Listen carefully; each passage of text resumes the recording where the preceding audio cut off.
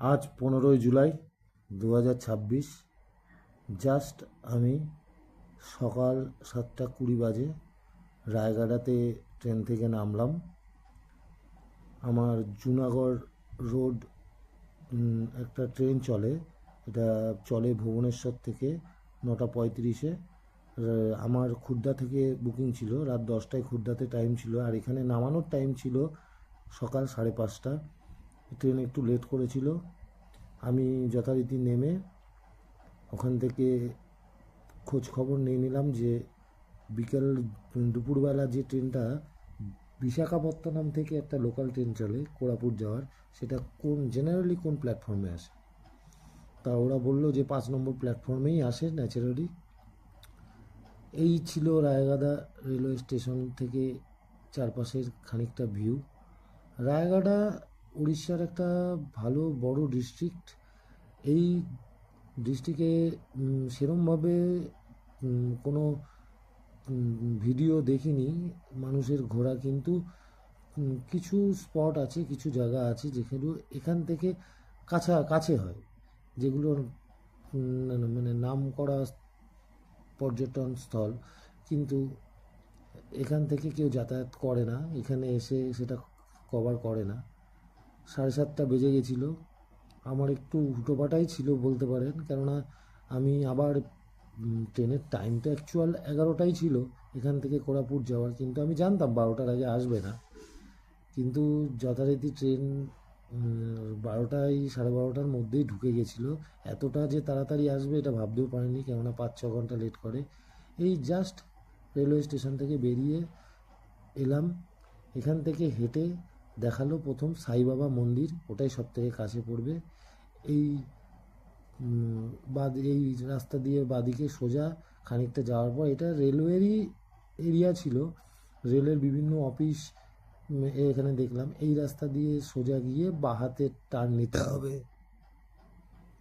অভিনন্দন এই জায়গায়, এই বাদিক দিয়ে এসে এই যে এই সোজা গেলে সাই বাবা বাঁ হাতে টেম্পলটা পড়বে। এখানে একটা সুন্দর খেলার মাঠ পড়েছিল, ওখানে প্র্যাকটিস বা খেলাধুলা চলছিল অলরেডি।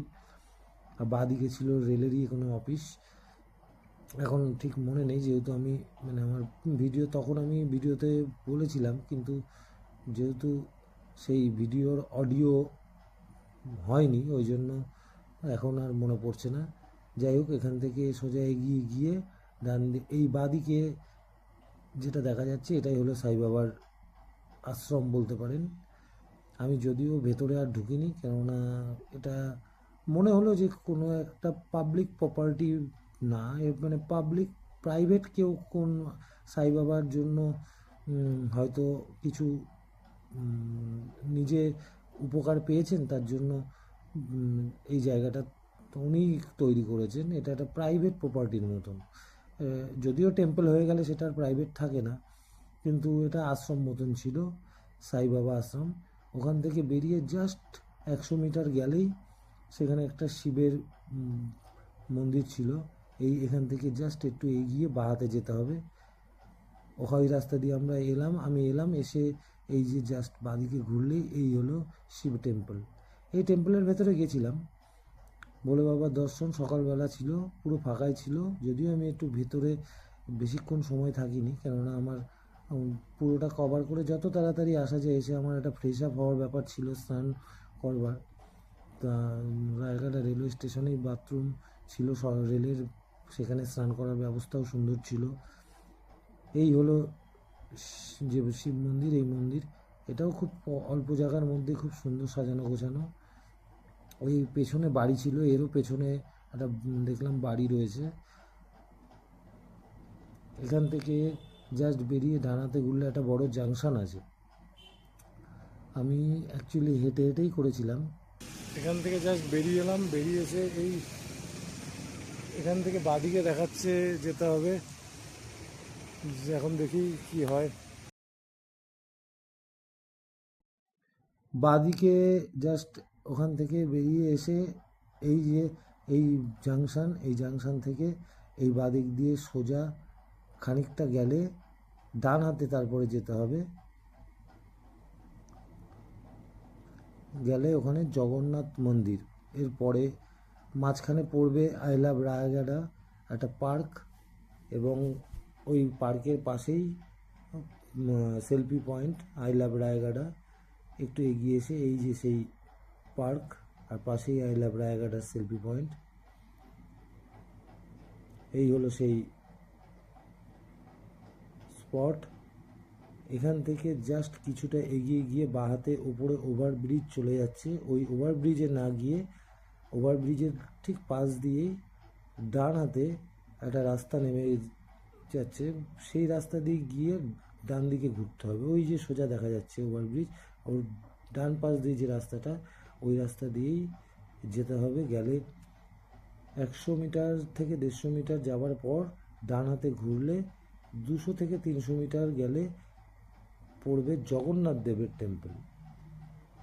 আমার পরবর্তী প্ল্যান ছিল, এগুলো আমি সব যাওয়ার আগে অ্যাকচুয়ালি ম্যাপ দেখে রেখেছিলাম যে কী কী আছে। যদিও আমার আরও অনেক স্পট ছিল যেগুলো কভার করতাম, কিন্তু আমি ওই যে 11টায় যে ট্রেনটা ছিল, আশা করিনি যে ট্রেনটা আমার, আমি যে আশা করিনি বললেও ভুল হবে, আশা এতটাও করিনি যে ওটা ঠিক টাইমে আসবেই।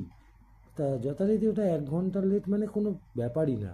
এই যে এই রাস্তা দিয়ে এলাম, এসে এবার ডান দিকে ঘুরলে এখানেও অ্যাকচুয়ালি দেখলাম জগন্নাথ যেহেতু টেম্পল রয়েছে, আর পুরী যেহেতু উড়িষ্যার মধ্যে পড়ে, পুরীতে তো আছেই, কিন্তু এখানেও জগন্নাথ টেম্পলের সামনে যেহেতু নেক্সট দিন রথযাত্রা ছিল, তাই জন্য 15ই জুলাই, আমি যে বললাম প্রথমেই, আমি 15ই জুলাই এই ভিডিওটা করছি। 15 জুলাইয়ের আমি আর 16 তারিখে আমি পুরীতে যাওয়ার প্ল্যান করেছিলাম, কিন্তু এখানে 16 তারিখে রথের জন্য সমস্ত মানে পরিকল্পনা যা সমস্ত জোর কদমেই চলছিল।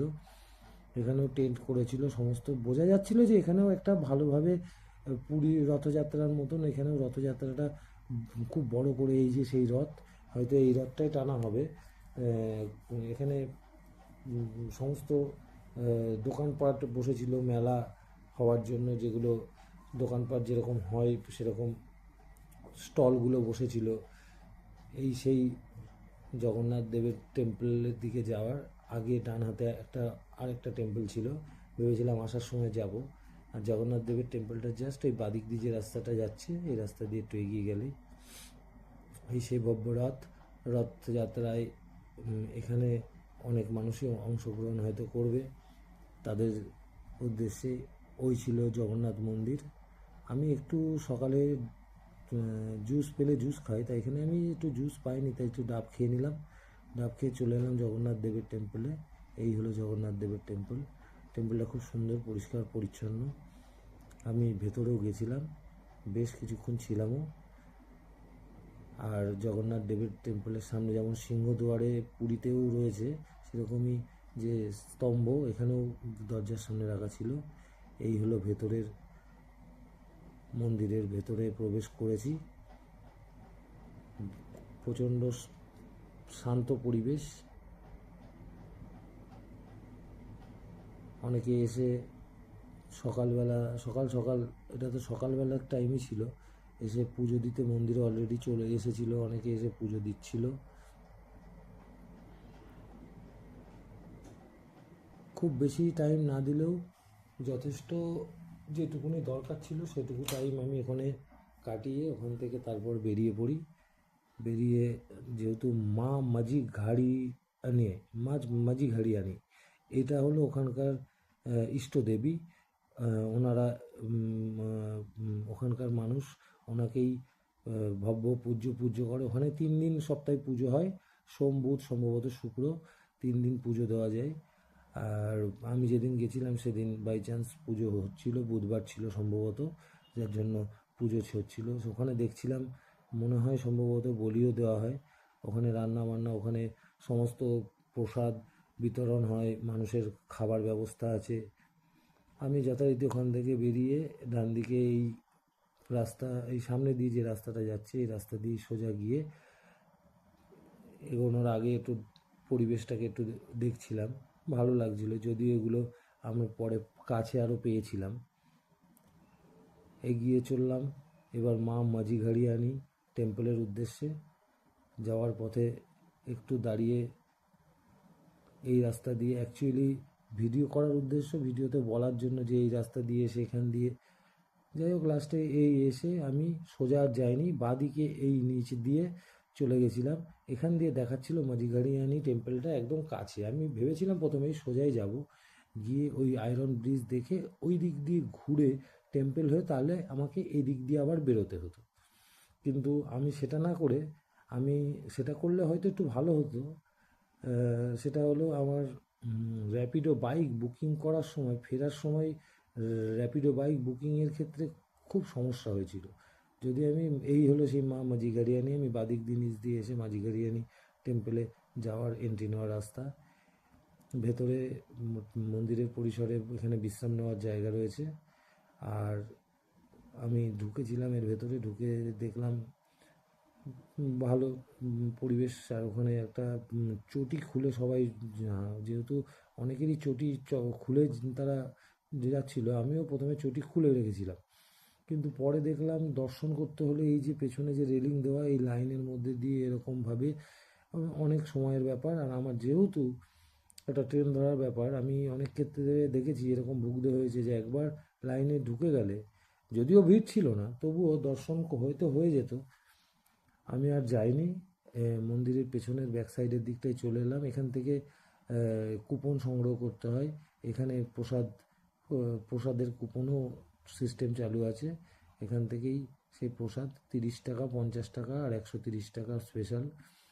আর লাড্ডু আর ইয়েও পাওয়া যেত, কিন্তু আমার তখন যাই হোক আমি খাওয়ার অতটা চিন্তা ছিল না, খাওয়ার চিন্তা করিনি, খিদে পাইনি তাই জন্য, কেননা খাবার যা রানী আমাকে দিয়ে দিয়েছিল যথেষ্ট। এবার আমি মন্দির থেকে বেরিয়ে জাস্ট আসার আগে এখানে সম্ভবত কোনো একটা আশ্রম বা হোটেল হয়েছে, আর এগুলো মনে হয় হচ্ছে আস্তে আস্তে, এই জায়গাটাও ডেভেলপ হয়ে যাচ্ছে। যেরকম ওখান থেকে সোজা চলে এসে এই ছিল খানিকটা ওখানকার সিনিক বিউটি বলতে পারেন আশেপাশে। আর ওই দূরেই একটু ডান দিকে ক্যামেরাটা ঘুরলে দেখতে পাবেন, ওইখানেই ছিল যে নতুন ব্রিজ, যে ব্রিজটা আগে ছিল না, ওই সেই ব্রিজ। এই ব্রিজটা নতুন করেছে। এই ব্রিজ আগে যখন ছিল না তখন এই সংযোগটা খুব অসুবিধা হয়ে যেত, মানুষের সংযোগ স্থাপন করতে পারতো না এখানকার। কিন্তু এটা রিসেন্ট, খুব বেশি দিন চালু হয়নি, মাস 6 আগে ম্যাক্সিমাম। এখান থেকে তারপর আমি নিচে নেমে যাই। যেরকম বলছিলাম যে র্যাপিডো বুকিংয়ের ক্ষেত্রে আমার খুব 3বার আমাকে ক্যান্সেল করতে হয়েছে। লাস্টে আমি এখান থেকে প্রায় 4 কিলোমিটার দেখাচ্ছিল রেলওয়ে স্টেশন, আমি হাঁটতে হাঁটতেই চলে গেছিলাম। আমি আর র্যাপিডো বুকিং করিনি, কেননা আমি যদি এই রাস্তা দিয়ে আমি যদি এসে এখানে বাদিক দিয়ে ঢুকে পরে যদি মাঝিঘাড়িয়ানি টেম্পলটা কভার করতাম লাস্ট, তাহলে হয়তো ওইখান থেকে বাইক পেয়ে যেতাম, ওখান থেকে র্যাপিডো বাইক। কেননা ওরাও হয়তো এখানে একটু নেটের সমস্যা হচ্ছিলো এই সাইডটাতে, ওই জন্য হয়তো ওরাও আমাকে ঠিক কন্ট্যাক্ট করতে পারছিল না। আর শুধু নেটের না, নেটওয়ার্কেরও সমস্যা হচ্ছিল। তা কিছুক্ষণ আমি এখানে ওয়েট করেছিলাম ওদের জন্য, অনেকক্ষণ ওয়েট করার পর লাস্টে যখন হলো না, এই হলো আয়রন ব্রিজ। অ্যাকচুয়ালি এইগুলো কোনো স্পট না, তবে কি এখানে একটা নদী বয়ে যাচ্ছে নিচ দিয়ে, প্লাস এই আশেপাশে গ্রিনারিসটা রয়েছে, তাই জন্য সবুজ দেখতে ভালো লাগে। এই সেই নদী, অনেক ভিডিওতে অনেকে এই নদীটার ভিডিও করে, যদিও জল ছিল, এত জল থাকে না, পাথর দেখা যায়। আমি এখানে র্যাপিডো বুকিং করে অনেকক্ষণ ওয়েট করার পর লাস্টে খাবার যেহেতু আমার ব্যাগেই ছিল, রানি অনেক খাবারই দিয়ে দিয়েছিল, প্লাস আমি কিছুটা কিনেও নিয়েছিলাম জাস্ট ব্যাকআপ হিসাবে, কিন্তু সেগুলোই আমার বাড়ি আসার দিন পর্যন্ত সাথে ছিল, সেগুলো আমি শেষ করতে পারিনি। 2টো বিস্কুটের প্যাকেট তো আমার বাড়িতে এসে আমি দুজনকে, রানিকে আগে দিয়েও দিয়েছিলাম। আর যেদিন ফিরি 17 তারিখ, সেদিন সকালেও আমি রানি যে নাশপাতি দিয়ে দিয়েছিল ফল, সকালেও সেই শিয়ালদায় নেমে নাশপাতি খাই। যাই হোক আমি ওখান থেকে তারপর এই হেঁটে হেঁটেই চলে এলাম। এসে এই সোজা আসার সময় যে রাস্তা দিয়ে এসেছিলাম সেই রাস্তা দিয়ে ব্রিজের পাশ দিয়ে ঢুকেছিলাম, আমি আর বাঁদিকে ওই ব্রিজের পাশের রাস্তা নিতে হলো না, সোজা বেরিয়ে চলে এলাম একদম জগন্নাথ টেম্পলের সামনে দিয়ে, যে রাস্তা সোজা যাচ্ছে, একদম সোজা গেলে সোজাই রেলওয়ে স্টেশনে গিয়েই উঠবে, যেখান থেকে আমি বেরোনোর সময় ভিডিও করেছিলাম। এইটার এই রেলেরই এরিয়ার মধ্যে পড়ে, বুঝতেই পারলাম। এখান থেকে এই সোজা গেলে ওই দূরে স্টেশন অলরেডি দেখাও যাচ্ছে। আর যথারীতি রেলওয়ে স্টেশনে চলে এসেছিলাম নির্ধারিত সময়ের আগেই, 11টা বাজে। আমি চটজলদি দেখলাম যে এবার রেলওয়ে স্টেশনে এসে সময়